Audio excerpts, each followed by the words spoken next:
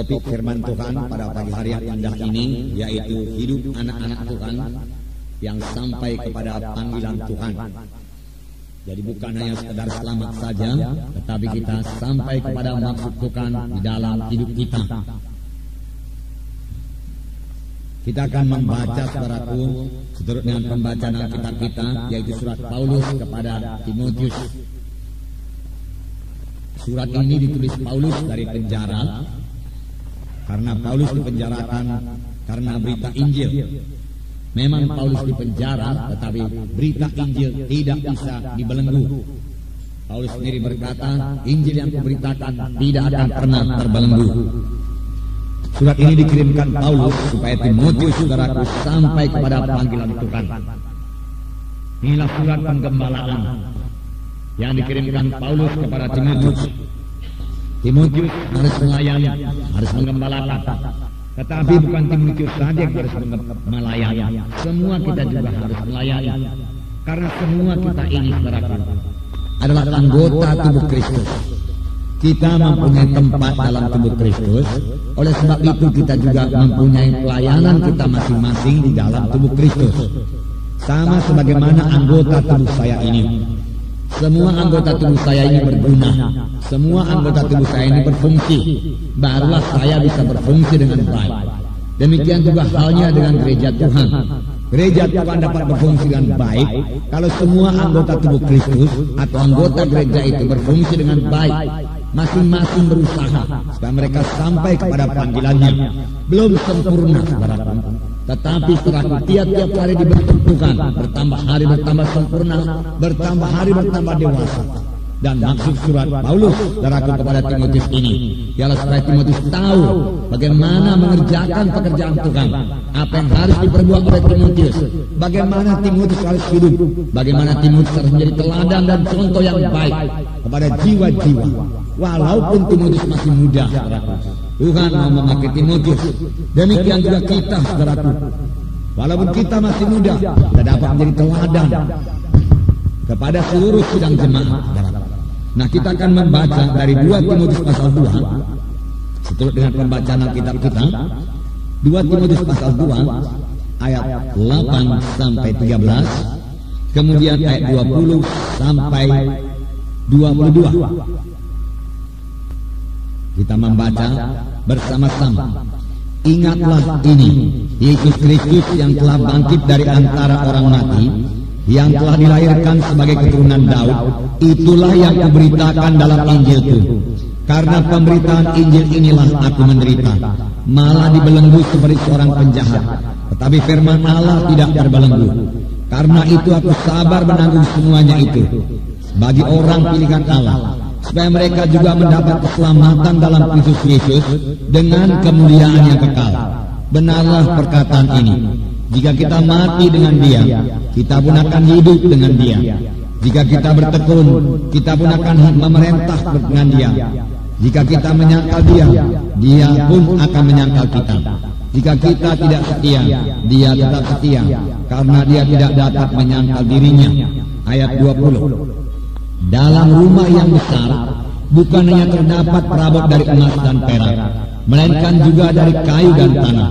Yang pertama dipakai untuk maksud yang mulia, dan yang terakhir untuk maksud yang kurang mulia. Jika seorang menyucikan dirinya dari hal-hal yang jahat, ia akan menjadi perabot rumah untuk maksud yang mulia.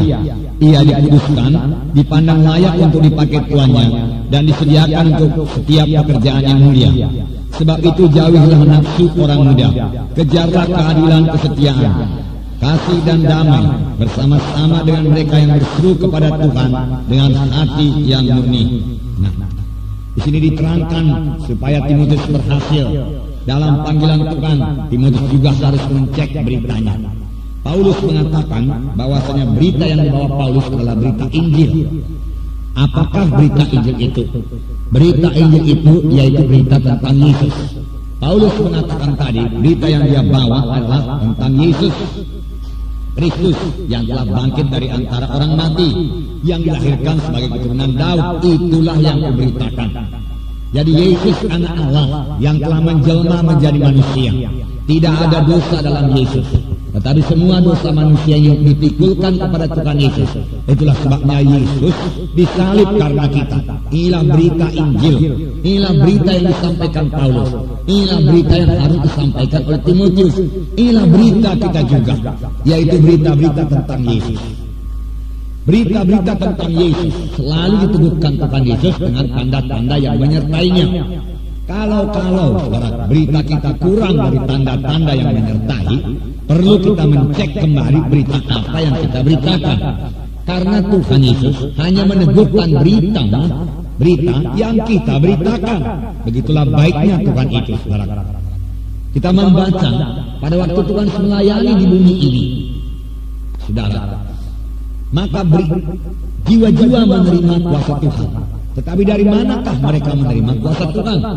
Dari iman. Dari manakah datangnya iman ini? Iman datang daripada pendengaran akan firman Tuhan. Seorang perempuan yang sakit 12 tahun dalam Markus 5, saudara sudah mengetahui ceritanya. Dia keadaannya makin parah, penyakitnya makin parah, dan dia telah menghabiskan uangnya untuk berobat. Keadaannya sebenarnya sudah tidak ada harapan lagi secara manusiawi. Apakah yang memberikan pertolongan kepadanya? Firman Tuhan mengatakan dia mendengar berita-berita tentang Yesus. Dan berita-berita tentang Tuhan Yesus ini menumbuhkan imannya. Sehingga dia berkata, kalau aku jamah saja jubahnya, aku akan sembuh. Ini tertulis dalam Markus pasal 5. Dalam Markus pasal 1 dikatakan, inilah berita, contoh-contoh berita yang didengarkan oleh perempuan yang sakit 12 tahun ini.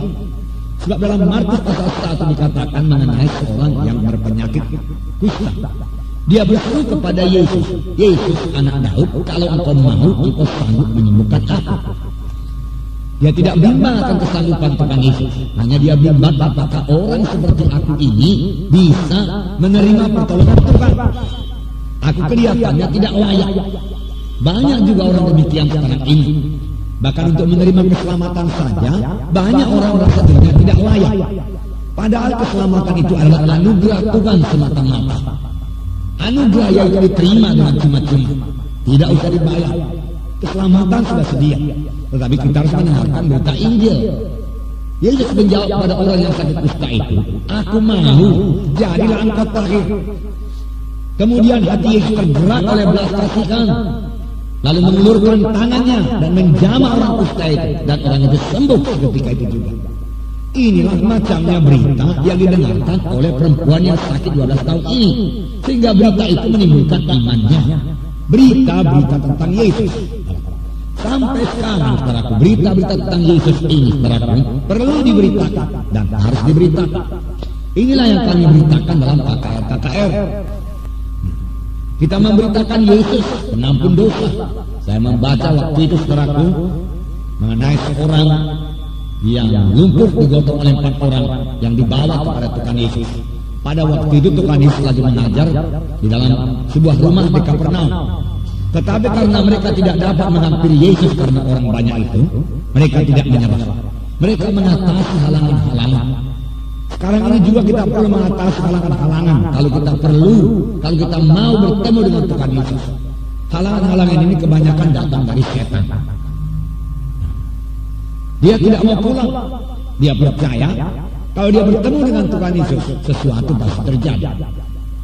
Nah, inilah berita tentang Yesus yang diberitakan Paulus, yang harus diberitakan Timotius, yang harus kita beritakan juga.